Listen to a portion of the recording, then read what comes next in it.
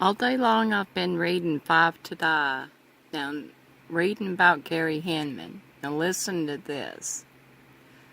On August 1st, detectives investigating the Hinman murder had at their fingertips enough information to precipitate an immediate raid on the Spawn Ranch hippie commune.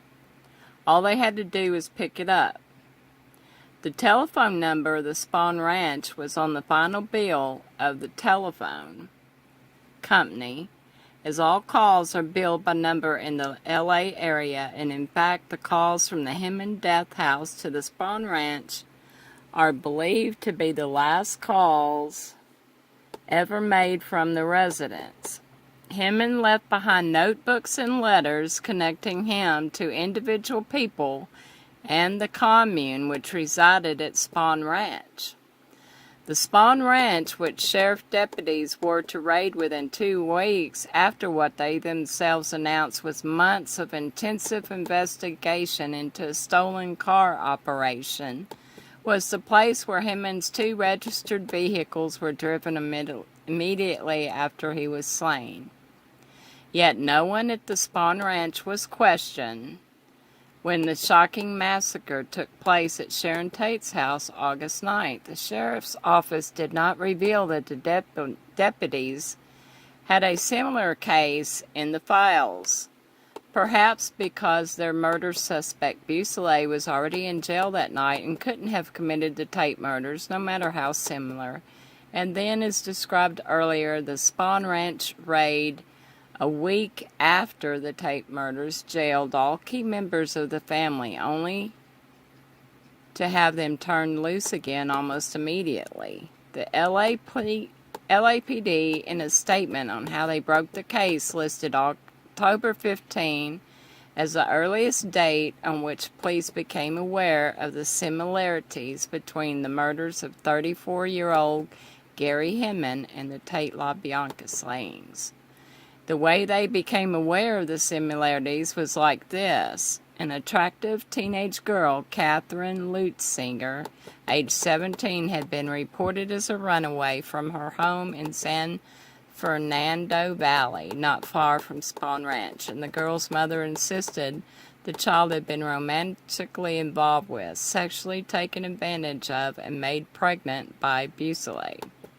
No one could find the girl. But of course, in California, there are so many teenage girl runaways that nobody looks very hard unless there's an indication of a lot more violence than that involved in becoming pregnant. But on October 12th, from his small office on the old courthouse building, 2nd floor at Independence, California, Inyo County Assistant DA John Gibbons, a tall, dark-haired young man who had been checking over the names of the youths booked in the Death Valley hippie commune raids, placed a telephone call to the L.A. County Sheriff's Office. An old teletype message listed Catherine Lutzinger as a runaway.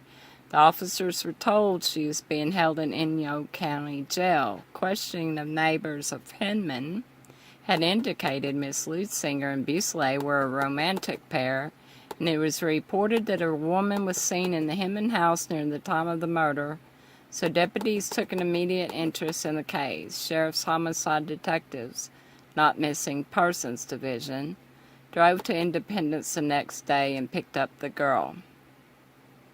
The girl admitted she knew Busele, denied ever being in the Hinman house, but perhaps in self-defense she told officers Charles Gunther and Paul Whitley that she heard of a girl who had been. It was a second-hand story, and perhaps colored by a girl whose man was in trouble.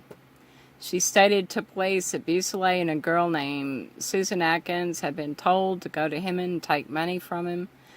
She said she was present at Spawn Ranch when a call came that they had screwed up and had to kill Hinman. Later, she said Sadie told of knifing the man herself, stabbing him 3 or 4 times when he grabbed her hair in a furious scuffle. Miss Lou Singer said she left the Spawn Ranch August 1st as one of the advance parties with Watkins going to Barker Ranch. But before she left, she saw both of Hinman's cars had been brought to the Spawn property, parked there and used. Voila. Imagine that. This is from 5 to Die Book. Peace and love, everyone. Bye.